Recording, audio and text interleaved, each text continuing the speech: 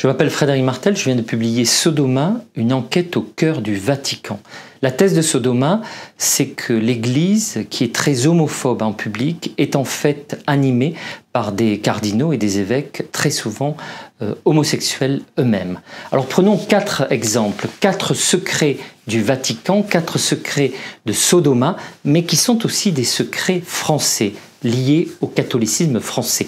D'abord, le pape François. Aujourd'hui, il est très attaqué par des cardinaux très homophobes qui sont très souvent eux-mêmes homosexuels. Comme le pape nous le rappelle, François dit « Ces cardinaux hypocrites, schizophrènes qui m'attaquent, ce sont des rigides qui mènent une double vie. » François les a désignés pour être homosexuels. Et en France, beaucoup des effets de ce paradoxe, cette contradiction d'une église très homophobe, mais en réalité très homosexuelle, existent. À la conférence épiscopale française, où on va élire un nouveau président, la nomination de Monseigneur Aupetit, qui a été très critiquée, nouvel archevêque de Paris, mais aussi l'affaire Barbarin. Derrière toutes ces tensions se cache en réalité un secret. Ce secret, c'est l'homosexualité très forte d'un grand nombre de prélats, d'évêques et de cardinaux français. Si on remonte dans le temps, sous Paul VI, les Français étaient également très important. Et ces Français, notamment Jean Guiton, Jacques Maritain, mais aussi des cardinaux qui ont joué un rôle majeur dans les évolutions de ce qu'on a appelé Vatican II, eh bien beaucoup étaient homosexuels. C'est le cas notamment de Jacques Maritain, dont j'ai découvert, et je publie dans Sodoma, les lettres d'amour à un jeune garçon. Jacques Maritain n'était peut-être pas très pratiquant, mais c'était un homophile qui avait une passion amoureuse pour un garçon et dont l'homosexualité fut la grande obsession de sa vie, une homosexualité sublimée et certainement refoulée.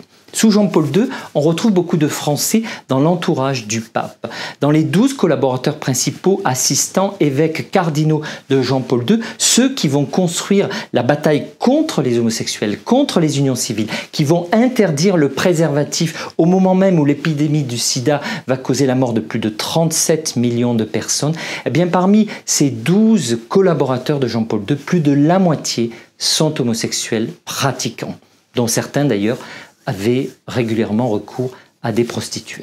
Plus près de nous, Benoît XVI, Joseph Ratzinger, lorsqu'il est pape, va être le grand architecte de la guerre, la bataille contre les unions civiles et surtout contre le mariage pour tous. Et là encore, en France notamment, les évêques, les cardinaux qui vont descendre dans la rue pour lutter dans ce qu'on a appelé la manif pour tous contre le mariage gay, eh bien beaucoup de ceux qui vont descendre dans la rue étaient en fait des homosexuels qui cachaient leur homosexualité par cette très forte homophobie. Alors de François jusqu'à Benoît XVI en passant par Jean-Paul II et Paul VI, que peut-on conclure de tout ça? D'abord, plus un cardinal, un évêque ou un prêtre est homophobe, plus il a de chances d'être secrètement homosexuel en privé. Enfin, l'homosexualité est la clé de compréhension de toute une série d'affaires, de scandales, mais aussi des positions doctrinaires anachroniques et pour une part absurde du Vatican sur le préservatif, sur les femmes,